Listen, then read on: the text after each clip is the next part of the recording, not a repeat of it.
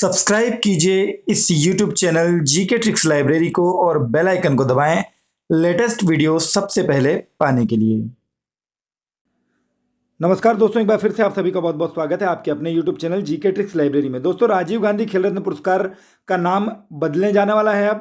अब वो मेजर ध्यानचंद जी के नाम पर रखा जाना है। मेजर ध्यानचंद खेल रत्न पुरस्कार के नाम से रखा जाएगा और जिसका ऑफिशियली ऐलान जो है ट्वीट के माध्यम से माननीय प्रधानमंत्री जी द्वारा कर दिया गया है। तो इस वीडियो में हम देखेंगे कि कैसे खेल रत्न पुरस्कार शुरू हुआ, कहाँ से शुरू हुआ, ध्यानचंद जी की जर्नी कैसी रही और क्यों। अब आप और हम सभी जानते हैं कि हॉकी जो है, हॉकी में 1980 के बाद 1980 में मॉस्को में जो ओलंपिक हुआ था उसमें पुरुष टीम ने हमारे देश के लिए गोल्ड जीता था। उसके बाद लगभग 41 वर्ष बीत जाने के बाद अब जा कर के 5 अगस्त 2021 को टोक्यो में जो ओलंपिक हुआ था उसमें हमारे भारत की हॉकी टीम ने जर्मनी को हरा करके क्या किया, कांस्य पदक अपने नाम किया। तो ये एक देश को बहुत ही गौरवान्वित करने वाला पल है और मैं आपको ऑफिशियल ट्वीट भी दिखाऊंगा माननीय प्रधानमंत्री मोदी जी का, जिसमें उन्होंने क्या कहा है। पहले तो हम ट्वीट देख लेते हैं और उसके बाद हम ध्यानचंद जी के पूरे जीवन काल पर एक नज़र डालेंगे कि क्यों इतनी बड़ी उपलब्धि उनके द्वारा जो हमारे देश को मिली थी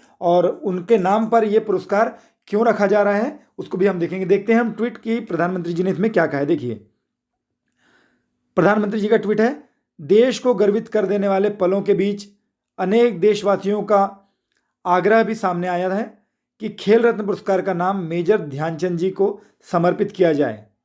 लोगों की भावना को देखते हुए इसका नाम अब मेजर ध्यानचंद खेल रत्न पुरस्कार किया जा रहा है। जय हिंद। देखिए, तो ये था माननीय प्रधानमंत्री जी का ट्वीट। अब हम देख लेते हैं कि मेजर ध्यानचंद जी की उपलब्धि क्या क्या रही है हमारे देश के लिए। ठीक है, तो देखिए, सबसे पहले तो हम सभी जानते हैं कि खेल रत्न पुरस्कार क्या है। खेल रत्न पुरस्कार 1992 से शुरू हुआ है।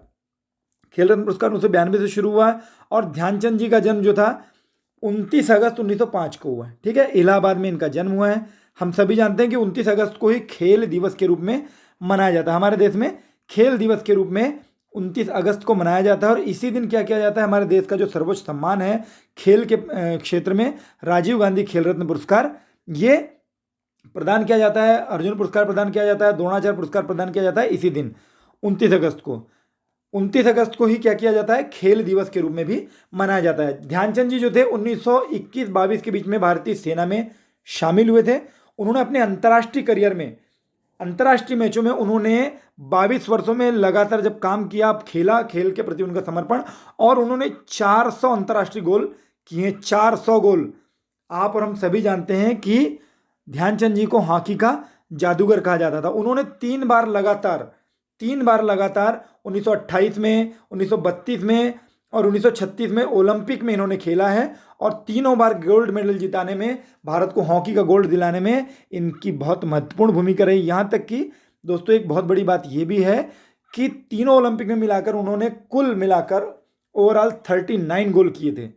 सन 1928 में जब एम्स्टर्डम में ओलंपिक हुआ था तो वहाँ फाइनल में ओलंपिक में क्या हुआ था, हॉलैंड को 3-0 से हराया था। किसने? भारतीय टीम ने 3-0 से हॉलैंड को हराया था और वहाँ पे स्वर्ण पदक जीता था। इसी तरह सन 1932 में लॉस एंजलिस में हुआ था जो ओलंपिक, उसमें क्या किए थे, हमारी भारतीय टीम ने यूएसए को 24-1 से फाइनल में हराया था, 24-1 से, और उसके बाद गोल्ड पर कब्जा किया था। कितनी बड़ी उपलब्धि आप देखिए, 24-1 से हराया था। उसके बाद जब 1936 में बर्लिन में ओलंपिक आयोजित हुआ तो दोस्तों वहाँ भी क्या हुआ, वहाँ पर ध्यानचंद जी ने अकेले उस ओलंपिक में 13 गोल किए थे और फाइनल में जर्मनी को 8-1 से हराया गया था और इस तरीके से वहाँ पर भी गोल्ड मेडल हमारे भारत को दिलाया था। ध्यानचंद जी के बारे में आप और हम सब जानते हैं कि वो सेना में थे। क्या हुआ था कि जो हिटलर भी उनसे इतने प्रभावित थे कि हिटलर ने उनके हॉकी खेल को देख के क्या कहा था, उनको प्रभावित होकर के उनको जर्मन सेना में कर्नल की रैंक देने की बात कही थी कि हम तुमको कर्नल की रैंक दे रहे हैं, और कर्नल की रैंक के साथ साथ जर्मन की नागरिकता भी पेश की थी। लेकिन ध्यानचंद जी ने उस समय इस बात को ठुकरा दिया कि हमें ये कुछ नहीं चाहिए, हम तो हिंदुस्तानी और हिंदुस्तानी हमारे लिए सब कुछ है। ठीक है दोस्तों, तो ये मोटी मोटी बातें जो है कि हमारे ध्यानचंद जी के बारे में थी और उनकी मृत्यु जो है 3 दिसंबर 1979 को दिल्ली में हुई थी। ठीक है, इतना सब कुछ ध्यान रखिएगा। ये एक छोटा सा वीडियो मैंने आप लोग के लिए इसलिए बना दिया क्योंकि ये बहुत महत्वपूर्ण टॉपिक है। आने वाले समय में हो सकता है परीक्षाओं में इससे संबंधित प्रश्न आ जाएं। तो दोस्तों, आपका बहुत बहुत धन्यवाद कि आपने इस वीडियो को शुरू से अंत तक देखा। Thank you very much.